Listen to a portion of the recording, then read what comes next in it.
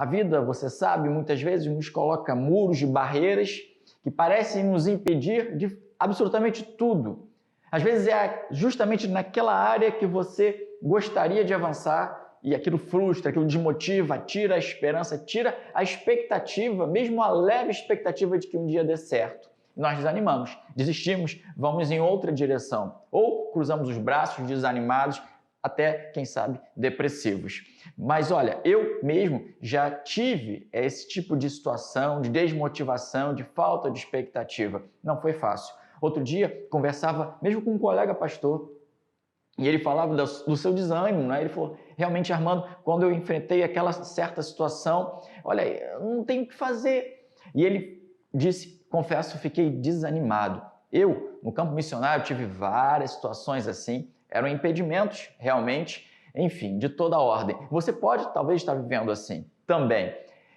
É óbvio que essa conexão que eu vou propor para você hoje é uma conexão sem a qual você fica sujeito a determinadas dificuldades. Você precisa lembrar que essa ausência de conexão, ou essa conexão que não é a ideal, pode trazer para você, face a essa falta de expectativa, a força de lutar. Ou a luta que não é adequada, a luta pelas próprias forças, sabe?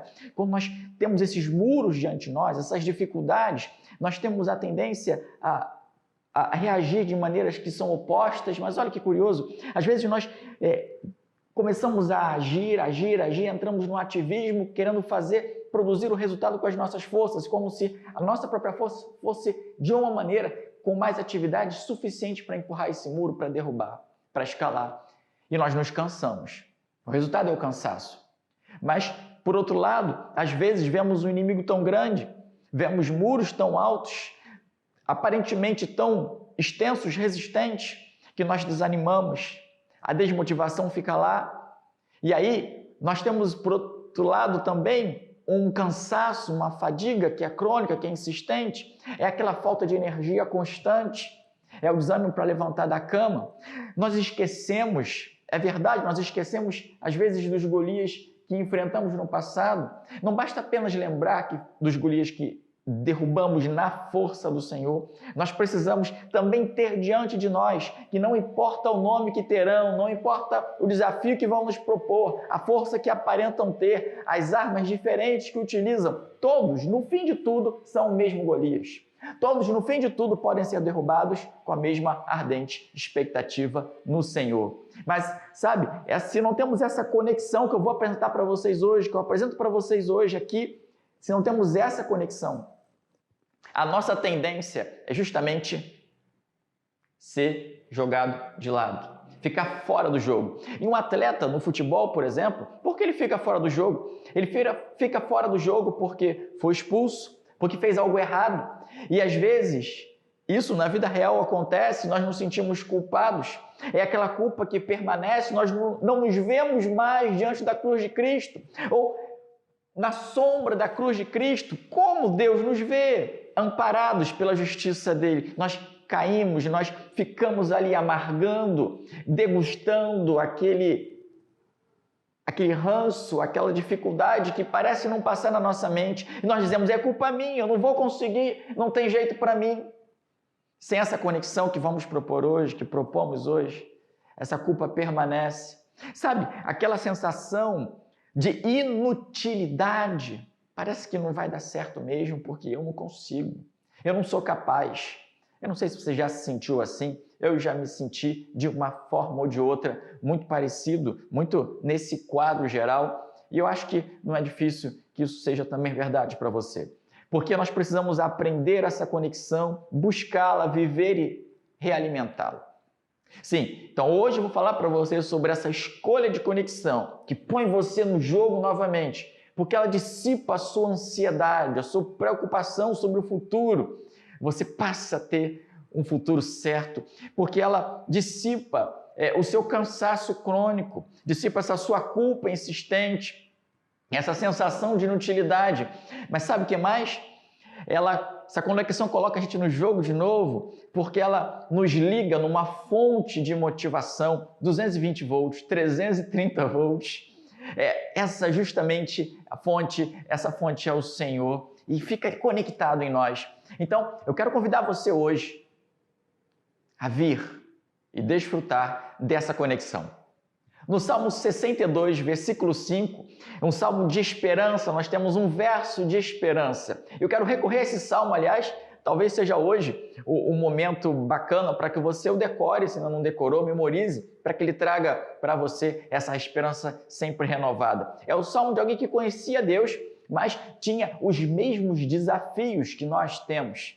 Alguém que estava conectado com Deus, mas reagiu da maneira adequada. Tinha um tipo de conexão, de fato, que nos põe no jogo novamente. Mesmo que a vida insista em nos tirar, mesmo que a vida insista em nos mostrar os muros, os Golias, vamos enfrentar juntos na força do Senhor. Vamos lá? Salmo 62, versículo 5 diz assim, que a minha alma, olha que bonito, aliás, eu preciso falar para você uma coisa. Antes de citar esse salmo, sabe o que é? Nós falamos muito sobre fé, sobre crer. Isso tudo é muito relevante, óbvio, mas é um pouco mais do que crer. É um pouco mais do que ter fé. E aqui eu vou simplesmente trabalhar com você o tipo de crença, o tipo de fé. É nesse sentido que a gente vai entrar nesse salmo hoje. Então, eu sei que você crê em Deus. Veja, eu sei que você tem fé em Deus, ok? Não é sobre isso que estamos falando. É um outro passo. E olha, o tipo de conexão que o salmista tinha. É lá que nós vamos, tá bom? É lá que nós vamos nos dirigir e vamos receber de Deus. Então vamos lá. O que Deus fala no Salmo 62, versículo 5, nessa conexão linda que foi deixada para nós?